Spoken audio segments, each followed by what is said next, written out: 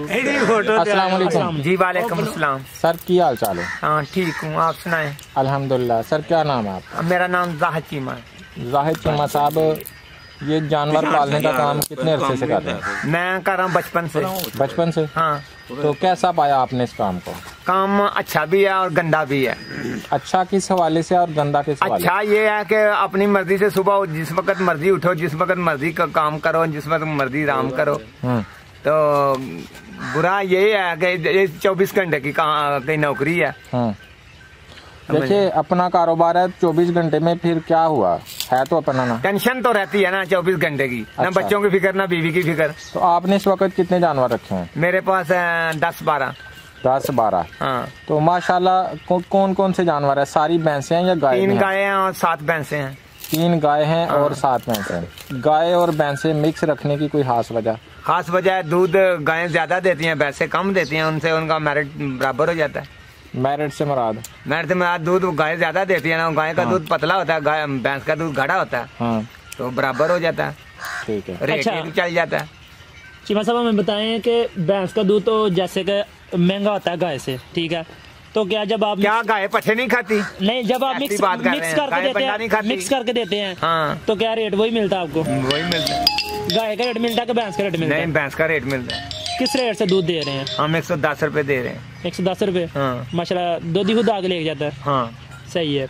अच्छा 10 भैंस आपने जो रखी हुई है और गाय जो रखी हुई है, इन पे रोजाना आपका खर्चा कितना आ जाता है अंदाजा? हमारा खर्चा जो है ना, एक मन हम दूध देते हैं जी, समझ जाइए, दोनों टाइम का? दोनों टाइम का जी। तो 3000 खर्चा आता है, 1000 बचता है। 10 भैंस से 1000 बचता है? हाँ 1000 बचता है। जानवर कितने दूध दे रहे हैं आपके? दे रहे हैं कुछ 10 में से दे रहे हैं 5। 5 भैंसों से 1000 रुपया रोजाना? हाँ जी। महीने का 30,000 रुपया हो गया। हाँ जी। फिर तो ये कुछ भी बचत ना हुई कोई भी? नहीं, यही बचत है, इतनी ही है। बंदे कितने काम कर रहे हैं आप? हम 2 बंदे काम कर रहे हैं। 2 बंदे? हाँ। तो फिर तो वो आपके भी वो दिहाड़ी पूरी होगी, काम खत्म हो गया। शुक्र अल्हम्दुलिल्लाह। तो फिर बचत क्या हुई आपको? बचत यार बस एक मोहल्ला है ना, जिस तरह परवेज मुशर्रफ का महल है तुर्की में, उसने भी कब्र में जाना, हमने भी कब्र में जाना। नहीं, घर का सर्कट तो चल रहा है। शुक्र अल्लाह, सर्कट का हमको मसला है, सर्कट चल रहा है। हाँ, ये जो महल महाड़ियाँ बना रहे हैं ना, अपने लिए दो इकट्ठा कर रहे हैं, तो शुक्र अल्हम्दुलिल्लाह हम इस हाल में भी खुशहाल है। हमारा वक्त अच्छा गुजर रहा है। कारोबार कैसा पाया आपने ये वाला? कारोबार बस ना पहुंचने से बेहतर है। कितनी देर का एक्सपीरियंस है आपका? मेरा एक्सपीरियंस बचपन से ही है। बचपन से? हाँ, भेड़ बकरियां और गाय भैंसे रखना। क्या ख्याल है आपका? हमारे बाबूजाद का काम है जी। हाँ। क्या ख्याल है आपका, एक्सपीरियंस कैसा रहा? ये काम करना चाहिए कि नहीं? मेरे ख्याल में तो पढ़े लिखे बंदे को साफ सुथरा काम करना चाहिए। ये भैंस गाय में नहीं काम करना चाहिए। कुछ लोग पढ़े लिखे होकर भी ये डेयरी फार्म का कारोबार करते हैं। कर रहे हैं ना, उनके पास अजराए हैं, उनकी जमीनें ज्यादा खुली हैं, उनके पास मरब्बों के हिसाब से जमीन है, उनको नौकर मिल जाते हैं। वो इलाका सियालकोट में नहीं है, वो इलाका जंग में है, साहिवाल में है, उधर से नौकर लोगों को सस्ते मिलते हैं। रोटी पानी, थोड़ा कपड़ा जुत्ती, दाने शाने बच्चों को दिते ते काम चल गया। इतने वही लोग इधर आते हैं ना, तो 20,000 25,000 एक माह की तनख्वाह मांगते हैं। जब 20,000 25,000 एक बंदे को दिया जाए तो मालिक को क्या बचा? मालिक कहता है मैं तो पढ़ा लिखा हूँ, मैं तो खुद काम नहीं करूंगा। जब वो खुद काम नहीं करेगा तो काम प्रॉपर चलेगा नहीं।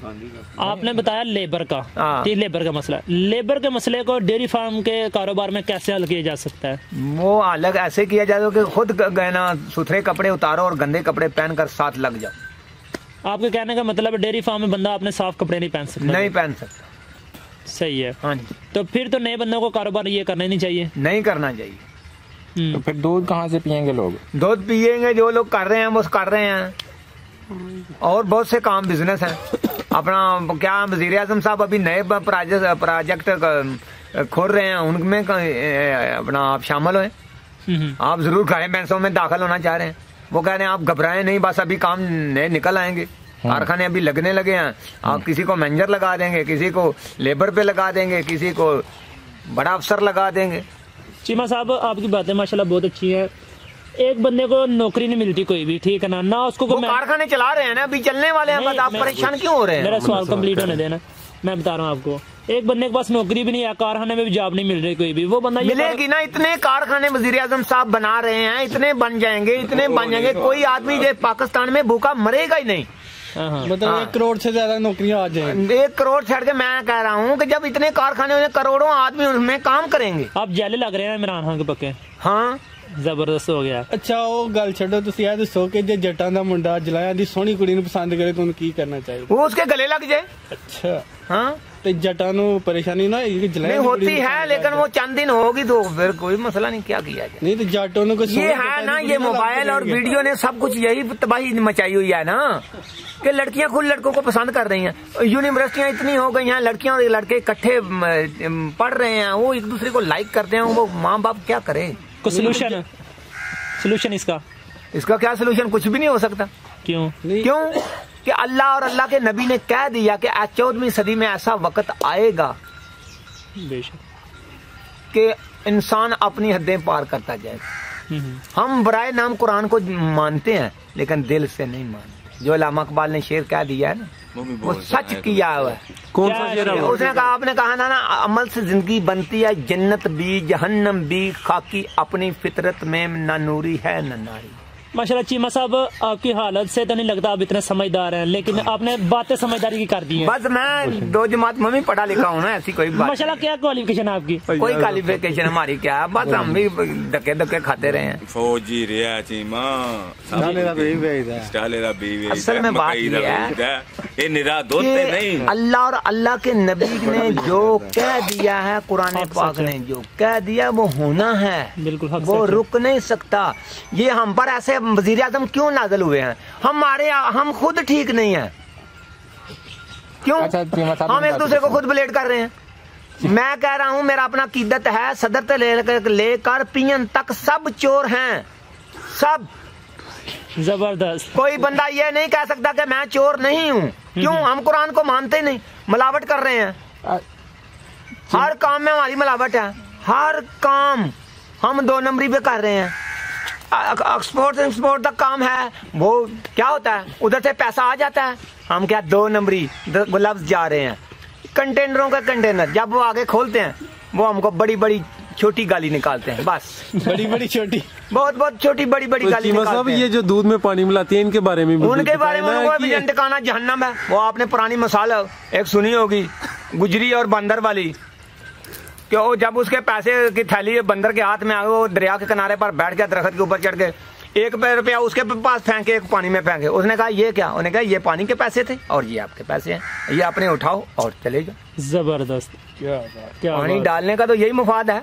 चीमा साहब, अच्छा अब इसी तरह यही हुकूमत का भी यही मसला मसाइल है, समझ आई? एक दूसरे के चीकट उछाल रहे हैं, अपने हम गिरेबान में झांक नहीं रहे कि हमने क्या किया है, पहले क्या किया, बाद में क्या किया। अच्छा, अल्लाह पाक इन सबको हिदायत दे। अच्छा चीमा साहब, हम अपने टॉपिक पे आते हैं। एक भैंस जो है रोजाना अगर 10 किलो दूध देती है तो उसमें बचत कितनी है और खर्चा कितना हो जाता है? उसमें 3 किलो बचत है, 7 किलो खर्चा, मतलब के 300 से 400 रुपया उसको बचत आ जाती है। हाँ जी, ठीक है। अगर कोई नया बंदा ये कारोबार करना चाहता है, अगर चाहता है, ये नहीं मैं कहता कि जरूरी करे, वो चाहता है, वो कितने भैंसों से अपना कारोबार स्टार्ट करे और अपना जरिया माश बना सकता है? वो 10 भैंसें और 2 गायें हों उसके साथ पास, तो फिर वो निज़ाम उसका बेस्ट चल सकता है, सही चल सकता है। हाँ, ठीक है। उसके लिए जगह कितनी होनी चाहिए? 10 मरले।